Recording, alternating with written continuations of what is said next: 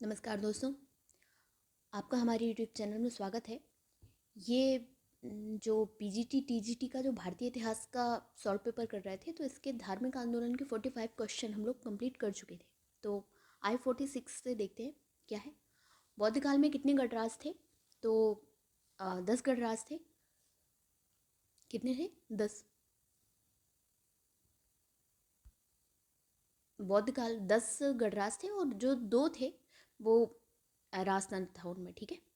बौद्ध काल में गंगा घाटी में 10 गणराज्यों के अस्तित्व के प्रमाण मिलते हैं। 10 गणराज्यों में कपिलवस्तु के शाक्य, सुमसुमारगिरी के भग्ग,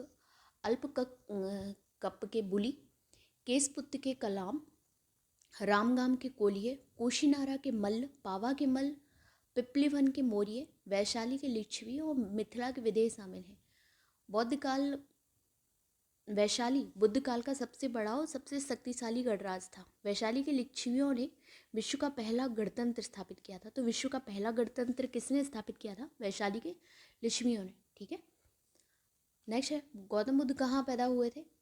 तो ये लुम्बिनी में पैदा हुए थे। बी हो जाएगा इसका आंसर। गौतम बुद्ध का जन्म कपिलवस्तु के निकट लुम्बिनी, नेपाल के तराई में 563 ईसा पूर्व में हुआ था। इनके पिता शुद्धोधन कपिलवस्तु के शाक्यगण के प्रधान थे तथा माता महामाया अथवा माया देवी बोलते थे, कोलिय गणराज्य की कन्या थी।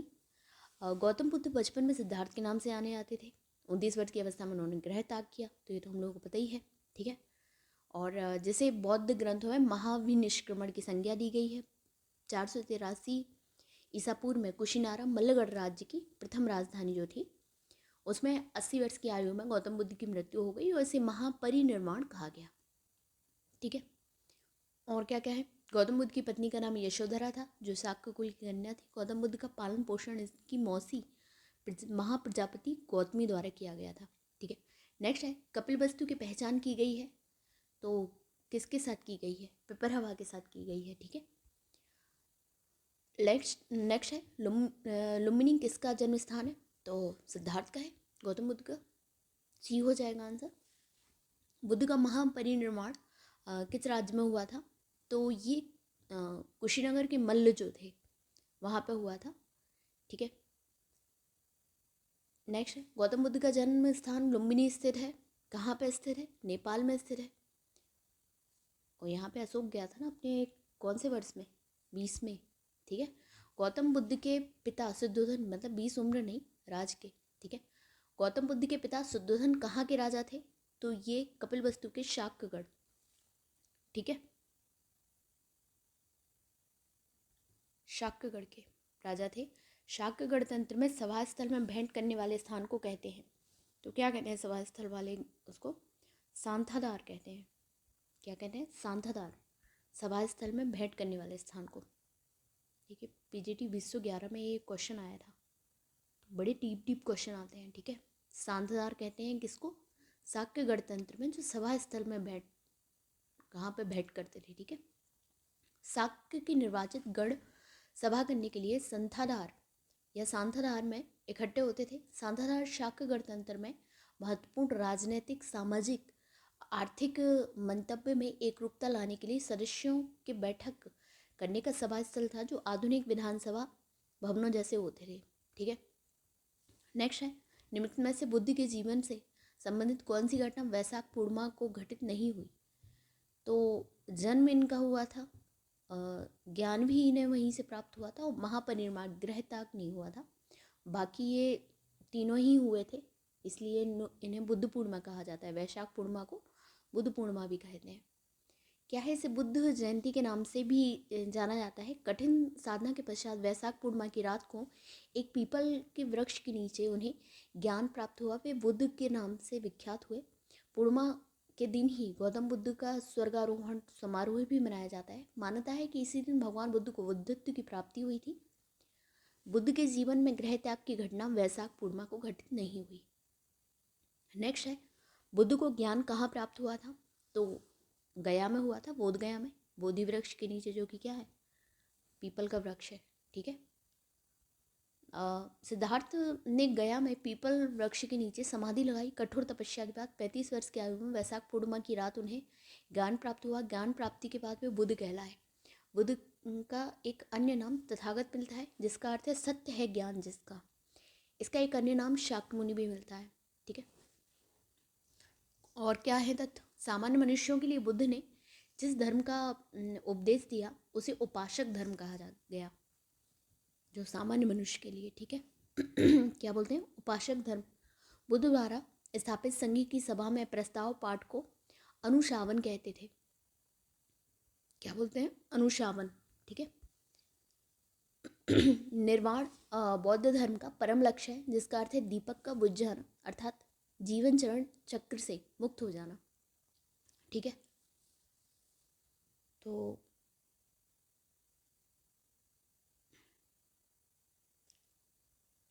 इन लोगों की वो था ना, ये पुनर्जन्म में तो विश्वास क्या करते थे या नहीं करते थे?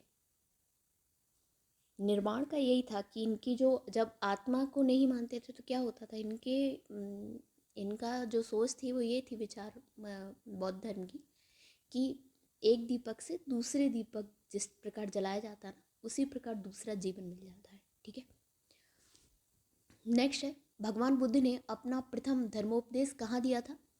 तो ऋषि पत्तन में दिया था। ठीक है, सारनाथ। ठीक है, ए आंसर हो जाएगा। 6 वर्षों की कठिन साधना के पश्चात 35 वर्ष की अवस्था में वैशाख पूर्णिमा की रात्रि को एक पीपल के वृक्ष के नीचे गौतम को ज्ञान प्राप्त हुआ। ज्ञान प्राप्ति के बाद यह बुद्ध कहलाए। ज्ञान प्राप्ति के पश्चात गौतम बुद्ध ने अपने मत का प्रचार आरंभ किया। अरुवेला से वे सबसे पहले ऋषि पत्तन, जो वर्तमान में सारनाथ वाराणसी के निकट, वहाँ आए। यहाँ उन्होंने 5 ब्राह्मण सन्यासियों को पहला उपदेश दिया। ये ब्राह्मण सन्यासी वही थे जिन्होंने इनके साथ तपस्या की थी। ठीक है, तो नेक्स्ट क्वेश्चन है, भगवान बुद्ध ने अपना पहला उपदेश कहाँ दिया था? तो ये ऋषि पत्तन में दिया था। ठीक है, 5 ब्राह्मण जो थे उन्हीं को दिया था, सारनाथ जिसे कहते हैं। गौतम बुद्ध द्वारा प्रथम प्रवचन कहाँ दिया गया था? तो सारनाथ में दिया गया था। डी आंसर हो जाएगा। किस स्थान पर महात्मा बुद्ध ने प्रथम धर्मोपदेश दिया था? तो सारनाथ में दिया था। गौतम बुद्ध ने अपना प्रथम धर्मोपदेश दिया था सारनाथ में। निम्नलिखित में से किसे शाक्य मुनि के नाम से भी जाना जाता है? तो गौतम बुद्ध को शाक्य मुनि बोलते थे। सी हो जाएगा इसका आंसर। गौतम बुद्ध का जन्म 563 ईसा पूर्व में शाक्य कुल में हुआ था। शाक्य कुल में जन्म लेने के कारण इन्हें शाक्य मुनि कहा गया। ठीक है, नेक्स्ट है, बौद्ध धर्म को स्वीकार करने वाली प्रथम महिला कौन थी? तो ये गौतमी थी, ये इनकी मौसी थी। ठीक है, प्रजापति गौतमी, इन्होंने ही इनका पालन पोषण किया था। बौद्ध धर्म को स्वीकार करने वाली प्रथम महिला प्रजापति गौतमी थी। ज्ञान प्राप्ति के 8वें वर्ष गौतम बुद्ध ने वैशाली में अपने प्रिय शिष्य आनंद के कहने पर महिलाओं को संघ में प्रवेश की अनुमति दी थी। उनकी मौसी और विमाता संघ में प्रवेश करने वाली प्रथम महिला थी। ठीक है, अन्य क्या है? और गौतम बुद्ध को गया में ज्ञान प्राप्त हुआ था, तो वही बोध गया।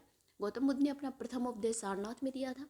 गौतम बुद्ध ने सर्वाधिक वर्षा काल कौशल राज्य में व्यतीत किया है, वैशाली में। ठीक है, नेक्स्ट है, बौद्ध भिक्षुणी संघ में सर्वप्रथम किसे प्रवेश मिला था? तो महाप्रजापति गौतमी को मिला था, मौसी है इनकी जो एक। निम्नलिखित में से किस स्थान की यात्रा बुद्ध ने नहीं की थी? तो इन्होंने उज्जैनी की नहीं की थी, बाकी वैशाली, कपिलवस्तु, कौशाम्बी, इन तीनों की थी। ठीक है, बुद्ध ने अपना प्रथम उपदेश सारनाथ में दिया, जहाँ 5 ब्राह्मण अनेक उनके प्रथम शिष्य बने। सारनाथ से बुद्ध वाराणसी गए। यहाँ यश नामक एक धनी श्रेष्ठी पुत्र को उन्होंने अपना शिष्य बनाया। यहाँ से वे राजगृह पहुँचे, जहाँ उन्होंने द्वितीय, तृतीय व चतुर्थ वर्षा काल व्यतीत किया। बिंबिसार जो इस समय मगध का राजा था ने उनके निवास के लिए वेलुवन नामक बिहार बनवाया। राजगृह में ही रहते हुए उन्होंने एक बार अपने गृह नगर कपिलवस्तु की भी यात्रा की, जहाँ अपने परिवार के सभी लोगों को अपने मत में दीक्षित किया। ठीक है, राजगृह से चलकर बुद्ध लिच्छवियों की राजधानी वैशाली पहुँचे। यहाँ उन्होंने 5वां वर्षा काल बिताया। लिच्छवियों ने उनके निवास के लिए महावन के प्रसिद्ध कूटा ग्रामशाला, ये कहाँ है? वैशाली में। ठीक है, वे राजा उदयन की राजधानी कौशाम्बी गए तथा वहाँ नमा विश्राम किया। अवंती के राजा प्रदोत ने उन्हें आमंत्रित किया, किंतु उन्होंने अपनी वृद्धावस्था के कारण वहाँ जाने में अपनी असमर्थता व्यक्त करते हुए अपने शिष्य महाकच्छायन को उसे उपदेश देने के लिए कहा। तो कौन गया था? महाकच्छायन गया था। ठीक है, ये क्वेश्चन आ सकता है कि जो कौन थे, राजा प्रदोत थे, तो उन्हें उपदेश देने के लिए फिर कौन गया बुद्ध की जगह, तो महाकच्छायन गए, ठीक है। बुद्ध के सबसे अधिक शिष्य कौशल राज्य में बने हुए थे। उन्होंने सर्वाधिक वर्षा काल कौशल राज्य में व्यतीत किया था। बुद्ध ने अपने जीवन के अंतिम वर्षा ऋतु वैशाली में बिताई थी। नेक्स्ट है श्रावस्ती अधोलिखित किस नदी के किनारे स्थित है, तो अचरावती के नदी के किनारे स्थित है। कौन सी नदी? अचरावती। श्रावस्ती, अचरावती। श्रावस्ती प्राचीन कौशल जनपद का एक प्रमुख नगर था। यह अचरावती नदी के तट पर बसा था। अचरावती नदी की पहचान आधुनिक राप्ती नदी से की जाती है, ठीक है। नेक्स्ट है निम्न में से थेरवाद या स्थविरवाद किसे कहते हैं, तो हीनयान जो थे वो थेरवाद कहलाए थे, ठीक है। क्या था? द्वितीय बौद्ध संगति के समय भिक्षु संघ दो संप्रदाय में विभाजित हो गया। परंपरागत विनय में आस्था रखने वालों का संप्रदाय स्थविर अथवा थेरावादी तथा परिवर्तन के साथ विनय को स्वीकार करने वालों का संप्रदाय महासांगिक या सर्वास्तिवादी कहा गया। प्रथम का नेतृत्व महाकच्छायन या द्वितीय का नेतृत्व महाकश्यप ने किया, ठीक है। मतलब जो स्थविर या थेरवादी थे वो महाकच्छायन, और जो महासांगिक और सर्वस्तिवादी थे वो महाकश्यप ने किया था, ठीक है। तृतीय बौद्ध संगति में स्थविर संप्रदाय का ही बोलबाला था, जबकि चतुर्थ बौद्ध संगति में महासंज्ञकों। चतुर्थ बौद्ध संगति कब हुई थी? ये कनिष्क के टाइम हुई थी, और कनिष्क के टाइम तक जो महायान शाखा है वो प्रबल हो चुकी थी, बनी गई थी मतलब, ठीक है। चतुर्थ बौद्ध संगति में बौद्ध ग्रंथों के कठिन अंशों पर सम्यक विचार विमर्श किया गया तथा प्रत्येक पिटक पर भाष्य लिखे गए। कनिष्क ने ताम्र पत्तों पर खुदवा कर एक स्तूप में रखवा दिया। त्रिपिटकों पर लिखे गए इन भाष्यों को ही विभाषा शास्त्र कहा जाता है, ठीक है। क्या है? जो त्रिपिटक थे उन पर भाष्य जो लिखे गए उन्हें विभाषा शास्त्र कहा जाता है। इसी समय बौद्ध धर्म हीनयान और महायान नामक दो स्वतंत्र संप्रदाय में विभक्त हो गया, जो क्रमशः स्थविर और महासांगिक से उद्भूत हुए थे, ठीक है। महासांगिक से कौन हुआ था? महाकश्यप का जो था उससे महायान शाखा, और हीनयान जो क्या नाम था इनका, महाकच्छायन, तो ठीक है, इन्हीं से स्थविर हुए थे, ठीक है। नेक्स्ट है हेमबंद संप्रदाय एक शाखा थी, तो ये महासांगिक की शाखा थी। महासांगिक की शाखा हेमवद संप्रदाय, ठीक है। हेमवद संप्रदाय महासांगिक संप्रदाय की एक शाखा थी। आचार्य कश्यप गोत्र द्वारा स्थापित बौद्ध मठों तथा उनके भिक्षुओं के प्रचार के फलस्वरूप एक विशिष्ट बौद्ध संप्रदाय था, ठीक है। नेक्स्ट है प्रथम बौद्ध संगति का अध्यक्ष कौन था, तो प्रथम कौन था? महाकश्यप थे, ठीक है, महाकश्यप। प्रथम बौद्ध संगति बुद्ध की मृत्यु के तत्काल बाद राजगृह की सप्तपर्णी गुफा में हुई। इस समय मगध का शासक अजातशत्रु था। इस संगति की अध्यक्षता जो थी वो महाकश्यप ने की थी। इसमें बुद्ध के प्रमुख शिष्य आनंद और उपाली भी उपस्थित थे। इसमें बुद्ध की शिक्षाओं का संकलन हुआ तथा उन्हें सुत्त या विनय नामक पिटकों में विभाजित किया गया। आनंद तथा उपाधि क्रमशः धर्म और विनय के प्रमाण माने गए, मतलब आनंद धर्म का और उपाली विनय के। नेक्स्ट निमित्त में से किस शासक के काल में तृतीय बौद्ध संगति हुई, तो ये अशोक के काल में हुई थी। बी पाटलिपुत्र, ठीक है। तृतीय बौद्ध संगति का आयोजन मौर्य सम्राट अशोक के शासनकाल में मोगलीपुत्र के अध्यक्षता में पाटलिपुत्र में हुआ था।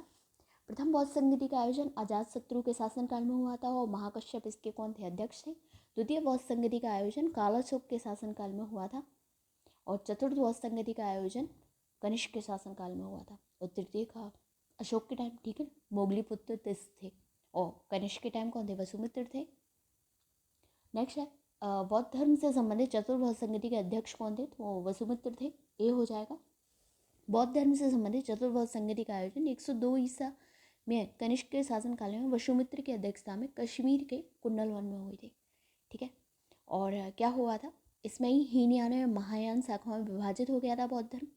अध्यक्षता प्रथम की जो थी महाकश्यप ने की थी, द्वितीय की अध्यक्ष सुबुकामी ने की थी, तृतीय की मोगलीपुत्र ने की थी, और चतुर्थ की किसने की थी? वसुमित्र ने। नेक्स्ट है अधोलिखित में किसने कश्मीर के कुंडलवन बिहार में आयोजित चतुर्थ बौद्ध संगति की अध्यक्षता की थी? तो वसुमित्र ने की थी। और अशोकेस इसके उपाध्यक्ष थे। ठीक है, तो इसका आंसर क्या हो जाएगा? बी हो जाएगा। इसमें देखो दोनों दिए गए हैं, तो अश्वघोष उपाध्यक्ष थे, वसुमित्र इसके अध्यक्ष थे। निम्न में से किस अभिलेख में गौतम बुद्ध के सही अवशेषों पर स्तूप निर्माण का प्रमाण मिलता है? तो ये पिपरहवा अभिलेख जो है वहाँ से मिलता है। ठीक है, पिपरहवा अभिलेख बौद्ध गौतम बुद्ध के शरीर के अवशेषों पर स्तूप निर्माण का प्रमाण मिलता है। बुद्ध के अवशेषों पर निर्मित 8 अवशेषों में से एक का निर्माण कपिलवस्तु के शाक्यों ने पिपरहवा में ही कराया था। यही लुम्बिनी नाम से प्रसिद्ध है ना।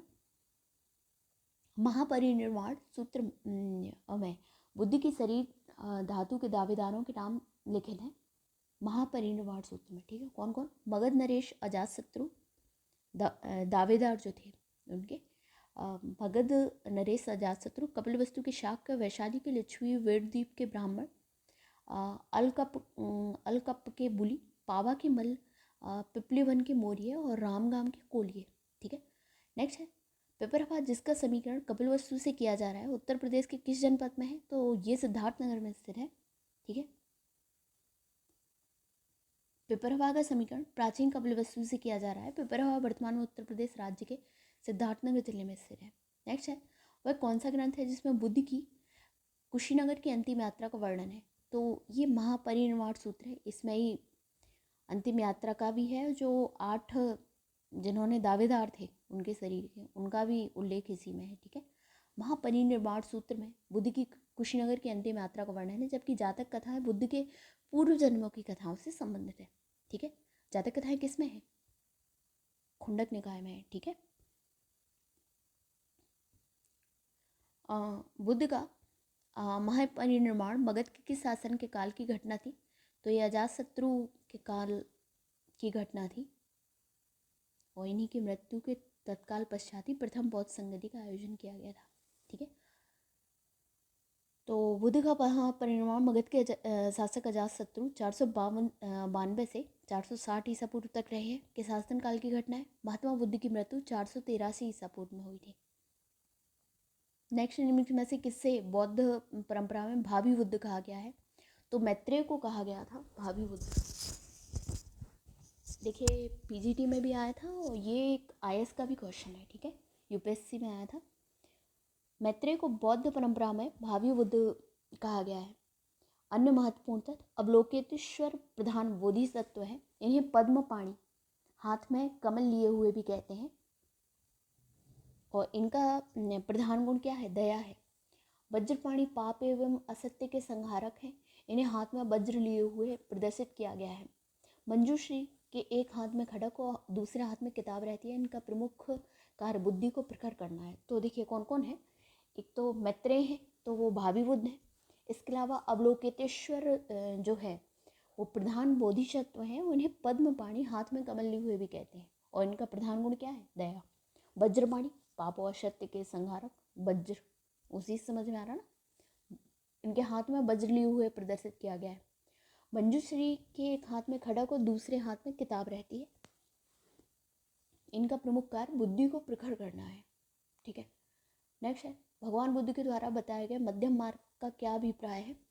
तो मध्यम मार्ग क्या है? ना अधिक कामभोग, ना अधिक काया क्लेश। ठीक है, और ये सबसे अच्छा मार्ग उन्होंने बताया। बुद्ध के अष्टांगिक मार्ग के अंतर्गत अधिक सुखपूर्वक जीवन व्यतीत करना या अत्यधिक काया क्लेश में संलग्न होना दोनों को वर्जित किया है। बुद्ध ने इस संबंध में मध्यम प्रतिपदा को अपनाया है। अन्य क्या है? बौद्ध धर्म मूलतः अनिश्वरवादी है, यह अनात्मवादी है, परंतु पुनर्जन्म में इसकी मान्यता है। तो फिर पुनर्जन्म कैसे होगा जब आत्मा में विश्वास नहीं कर रहे? तो वो जो निर्माण वाला जो था ना, वो कॉन्सेप्ट कि दीपक का बुझ जाना, उसी से एक दीपक से दूसरे दीपक को जैसे जलाया जाता है ना, उसी तरह जन्म भी ट्रांसफर होता है। ठीक है, बौद्ध धर्म में निर्माण प्राप्ति के लिए सदाचार तथा नैतिक जीवन पर अत्यधिक बल दिया जाना है। ठीक है, नेक्स्ट है बौद्ध धर्म के अंतर्गत माध्यमिक दर्शन के प्रतिपादक थे। तो माध्यमिक दर्शन के प्रतिपादक जो माने जाते हैं वो नागार्जुन माने जाते हैं। ठीक है, बौद्ध धर्म के अंतर्गत माध्यमिकवाद या शून्यवाद मत के प्रवर्तक नागार्जुन है। माध्यमिक कारिका शून्यता सप्तति, विग्रह व्यावर्तनी, इनकी प्रमुख प्रसिद्ध रचना है। कौन कौन है? मध्यमिक कारिका, सुनेता सप्तती और विग्रह व्यावर्तनी। ठीक है। अन्य महत्वपूर्ण तर्क क्या है? विज्ञानवाद और योगाचार मत की स्थापना मैत्रेय या मैत्रेयनाथ ने की थी। तो नागार्जुन किसके हैं? माध्यमिक या शून्यवाद के। और विज्ञानवाद और योगाचार के कौन है? या योगाचार के हैं मैत्रेय। ठीक है। काल चक्रायन का प्रवर्तक मंजूषी को माना जाता है। मंजूषी वही हैं जिनके एक हाथ में खड़ग है, दूसरे हाथ में क्या है? बुक है, वो हाँ किताब है, और ये क्या है? बुद्धि के हैं। ठीक है। सहजान संप्रदाय की स्थापना 10वीं शताब्दी में बंगाल में हुई थी। सहजान संप्रदाय। ठीक है। यही सहज योगा का होता है इसमें। ठीक है। नेक्स्ट है निम्न में से सत्य कथन को चुनना है। पहला है बुद्ध और महावीर दोनों ही परमात्मा के अस्तित्व में विश्वास करते थे। तो बिल्कुल नहीं करते थे। बुद्ध और महावीर दोनों ही आत्मा के अस्तित्व में विश्वास करते थे। तो आत्मा को जैन धर्म तो मानता था, आत्मादि था, बुद्ध नहीं मानते थे। ठीक है। और बुद्ध और महावीर दोनों ही पूजा अर्चना के पक्ष थे। नहीं, इन्होंने वेदों और इन कर्मकांड का खंडन किया था। बुद्ध और महावीर दोनों ही कर्मवाद के समर्थक थे। तो बिल्कुल कर्म को मानते थे ये दोनों। ये कॉमन वो है इनका। ठीक है। तो डी हो जाएगा। बुद्ध और महावीर दोनों ही कर्मवाद के समर्थक थे। गौतम बुद्ध और महावीर दोनों ही कर्मवाद के समर्थक थे। दोनों ही ईश्वर के अस्तित्व को स्वीकार नहीं किया। अन्य क्या है? आत्मा के विषय में जैनों की संकल्पना बौद्धों की संकल्पना से भिन्न थी। ये मतलब जैन अत्यधिक रूप में इस चीज़ को महत्व देते थे। ठीक है। जैन धर्म में यति धर्म तपस्या पर अधिक बल दिया और बड़ी कठोरता से उसका पालन किया, जबकि बुद्ध ने इसकी निंदा की और अपने शिष्यों में मध्यम मार्ग का अनुसरण करने को कहा। नेक्स्ट है बौद्ध संघों के आचरण के नियमों का संकलन निम्नलिखित में से किस ग्रंथ में मिलता है? तो आचरण के नियमों का संकलन मिलता है विनय पिटक में। ठीक है। और सिद्धांतों का किस में है? सुत्त पिटक में। विनय पिटक में भिक्षु और भिक्षुओं के संघ और दैनिक जीवन संबंधी आचार विचार नियम संग्रहित हैं। पातिमोक्ष, सुत्त विभंग, खंडक एवं परिवार इसमें प्रमुख भाग हैं। अन्य क्या है? अभिधम पिटक में बौद्ध दार्शनिक सिद्धांतों को वर्णन। अच्छा, सिद्धांतों को वर्णन अभिधम पिटक में है, सॉरी। और सुत्त पिटक में क्या है? बुद्ध के उपदेश हैं। ठीक है। तो विनय पिटक में क्या है? नियम है। ठीक है। और अभिधम पिटक में क्या है? सिद्धांत है। और सुत्त पिटक में उपदेश है। ठीक है। नेक्स्ट निम्नलिखित बौद्ध ग्रंथों में से किसमें संघ जीवन के नियम प्राप्त होते हैं? तो विनय पिटक में संघ जीवन के नियम प्राप्त होते हैं। उपदेश किसमें होते हैं? सुत्त पिटक में। और सिद्धांत किसमें होते हैं? अभिधम्म पिटक में। ठीक है। नेक्स्ट निम्नलिखित बौद्ध ग्रंथों में से किसमें संघ जीवन के नियम प्राप्त होते हैं? तो विनय पिटक में संघ जीवन के नियम प्राप्त होते हैं। बी हो जाएगा। बुद्ध के प्रवचनों का संकलन प्रसिद्ध धम्मपद निम्नलिखित में से किस ग्रंथ का अंग है? तो ये सुत्त पिटक का है। ठीक है। ए हो जाएगा इसका। नेक्स्ट है सुत्त पिटक में महात्मा बुद्ध की नैतिक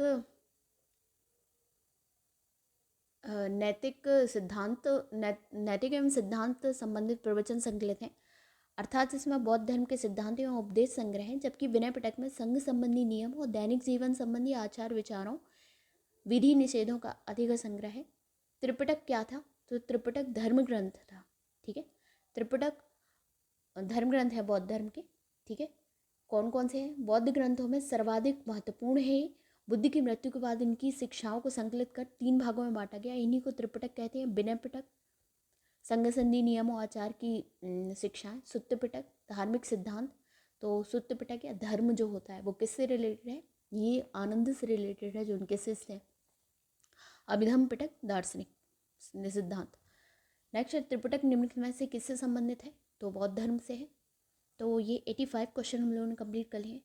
बाकी जो इस सेगमेंट के बचे हुए हैं वो हम लोग नेक्स्ट वीडियो में करेंगे। धन्यवाद। अच्छा, आप लोगों को यदि और भी इसके जो हम लोग पहले वीडियो बना चुके हैं और देखना है हिस्ट्री का, तो आप हमारे प्लेलिस्ट में जाके देख सकते हैं हमारे चैनल की। ठीक है। धन्यवाद।